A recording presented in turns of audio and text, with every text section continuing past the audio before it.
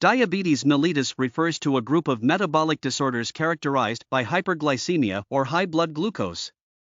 Broadly, diabetes is classified into type 1 diabetes, commonly seen in children, and type 2 diabetes seen in middle and old-aged individuals, but both the types can occur at any age. The other types of diabetes include gestational diabetes mellitus seen during the second and third trimester of pregnancy, and maturity onset diabetes of the young or monogenic diabetes, occurs due to a specific genetic defect and commonly seen in individuals under the age of 25 and in infants. To understand the concept of diabetes, it is important to understand the metabolism of glucose. Following a meal, in the digestive system, the complex carbohydrates get broken down into simple carbohydrates like glucose and enter the bloodstream. When the glucose levels reach to a certain amount, it stimulates a specific group of cells known as the beta cells in the pancreas to secrete a hormone known as insulin. Insulin is a hypoglycemic hormone, which means it reduces the blood sugar levels. Insulin initially acts on the liver and increases the glucose uptake and decreases glucose production.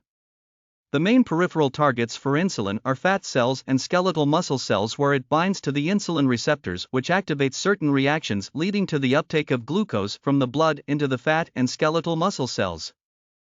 Type 1 diabetes mainly develops when the autoantibodies are formed against the antigens on the beta cells of the pancreas, leading to the beta cell destruction. As a result, the production of insulin is decreased, leading to high blood glucose levels.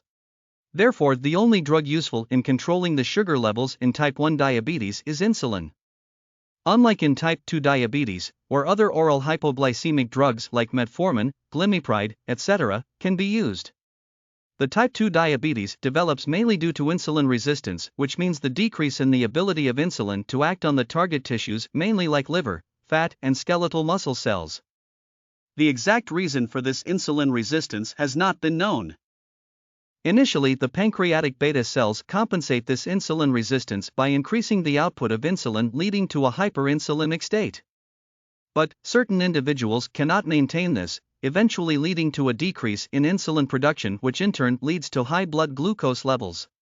Symptoms of hyperglycemia or high blood glucose are excessive urination, also known as polyuria, due to a process called osmotic diuresis, leading to excessive thirst known as polydipsia, fatigue, weakness, blurred vision due to changes in the water content of the lens, weight loss and muscle breakdown due to protein degradation and decreased protein synthesis.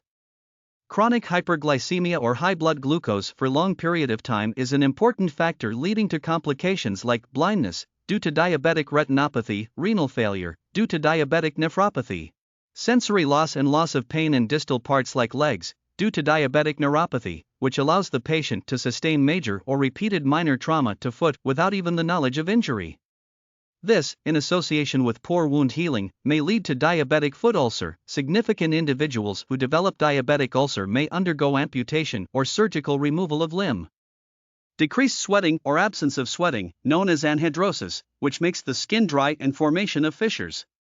Diabetics are at increased risk of developing cardiovascular disease and frequent and severe infections like mucormycosis, candidiasis, etc. Other complications include delayed stomach emptying known as gastroparesis, constipation and diarrhea.